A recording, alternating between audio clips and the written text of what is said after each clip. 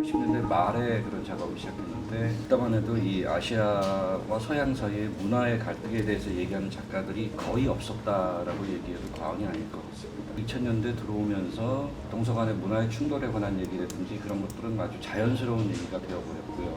제 아들을 보면서 어른이 되면은 어떤 새로운 문화관을 갖게 될 것인가, 어떤 세계가 열릴 것인가에 대해서 되게 깊이 고민을 했던 것 같아요.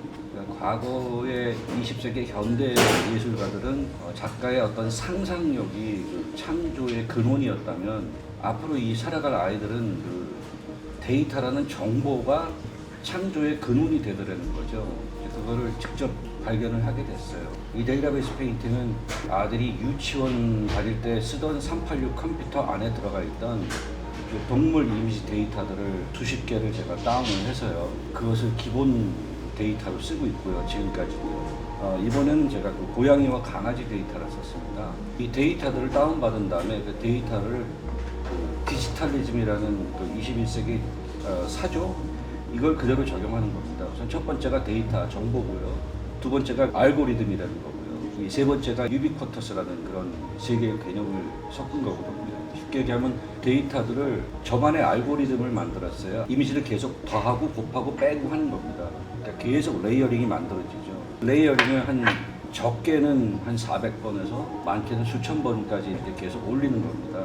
이미지의 어떤 이 시각적 완성이 저한테 느껴졌을 때 거기서 제가 딱 선택을 하는 거죠. 아래층에서 보는 것 같은 그런 캔버스에 투사시키고 그 위에 다시 회화적 기법을 사용해서 그림을 완성하는 겁니다.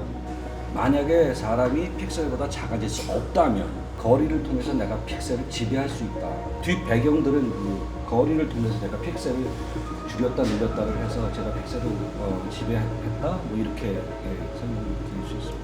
젊은 세대들이 많은 영감을 받았으면 좋겠어요. 아마 그들한테는 데이터베이스를 사용해서 뭔가를 창조할 수 있다면 그것이 정당화된다면 굉장한 것들이 나올 것 같아요.